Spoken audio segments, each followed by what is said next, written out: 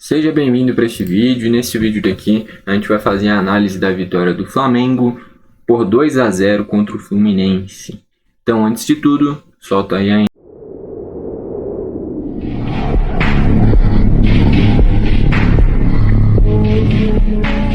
Então vamos lá fazer a análise desse Fla-Flu. Jogo que foi bem equilibrado, essa aqui é a verdade. Mas o Fluminense foi ali, ó, sem o Marcelo, foi sem o Felipe Melo, foi sem o Keno, foi sem o Ganso. E então 4 caras que estão acostumados com esse ritmo para ser titulares foram pro banco.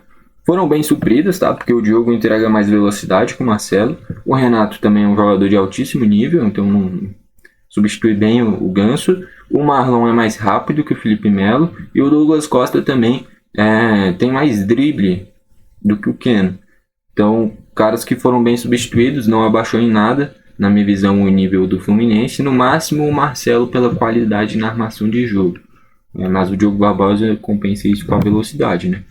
Porém, não é a mesma coisa, logicamente. Então, o Flamengo já era favorito por isso. Mesmo se tivesse com esses caras, o Flamengo seria mais favorito, porque tem mais time, tem mais investimento, tem mais elenco. E foi o que se concretizou. O jogo pegado. Primeiro tempo, o Fluminense conseguiu controlar até que bem. O Flamengo não conseguiu exercer um momento de pressão assim. E no segundo tempo, o Ayrton Lucas acha um chute cruzado, o Pedro completa na segunda trave para fazer o gol. Lei do ex-dupla, né? Tanto na assistência do Ayrton, tanto no gol do Pedro.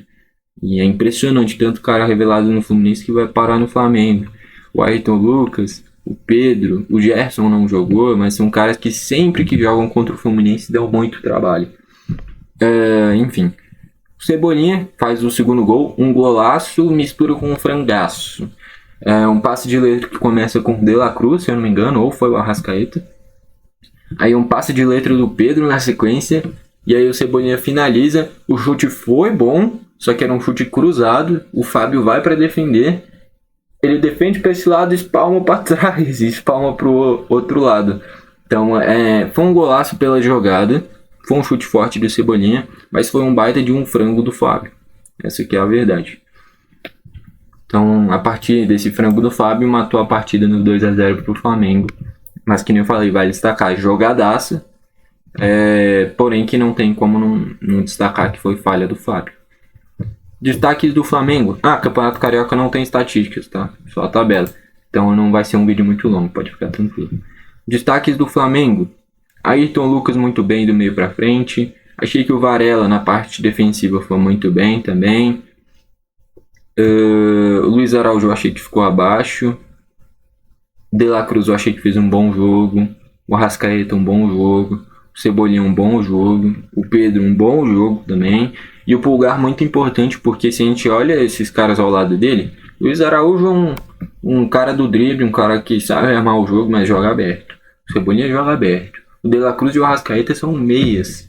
Então ficou só o Pulgar para fazer essa contenção de jogadores com características defensivas. Então foi fundamental nesse auxílio para a defesa, nesse auxílio para a zaga, ter o Pulgar ali, ter um cara com essas características de desarme, de roubo de bola, mas que também sabe sair jogando. Enfim, o Pulgar foi importantíssimo para ser esse cara de proteção, porque esses outros 5, nenhum deles tem características defensivas. Então o Pulgar foi importantíssimo. E o Pedro aproveitou a oportunidade que teve. Entrou o Gabi no lugar do Pedro, entrou o Vinha no lugar do Ayrton Lucas, e na minha visão foi um erro do Vinha ir para o Flamengo, tá?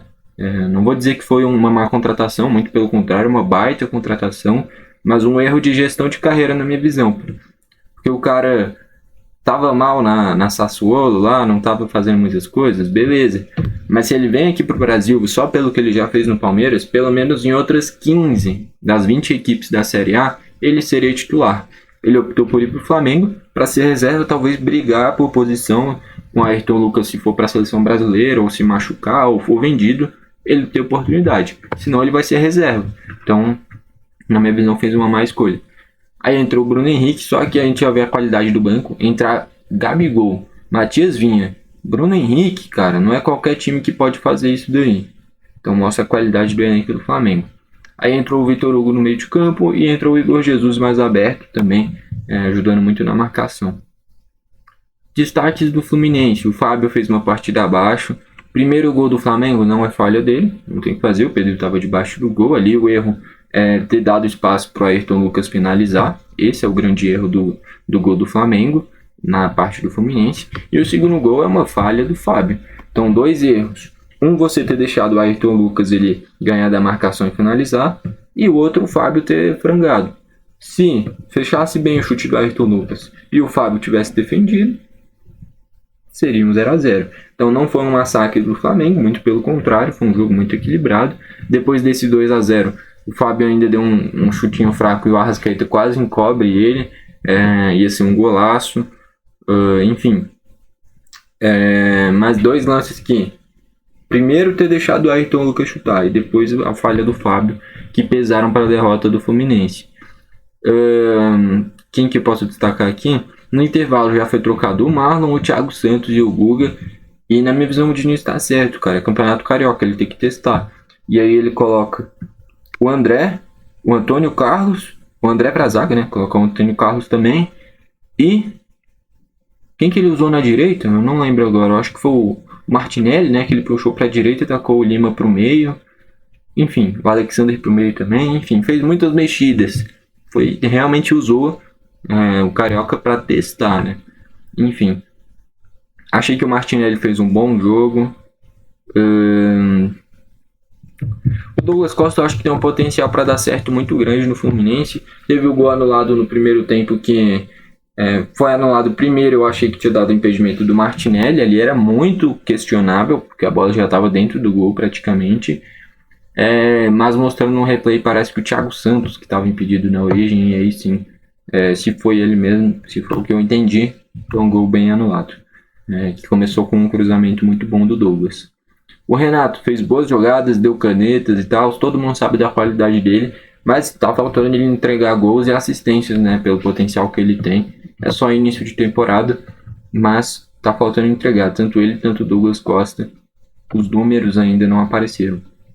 O Arias foi bem e o Cano sumido. O Cano não conseguiu participar muito do jogo. Entrou o Alexander, o John Kennedy, o Antônio Carlos, o Lima e o Terence.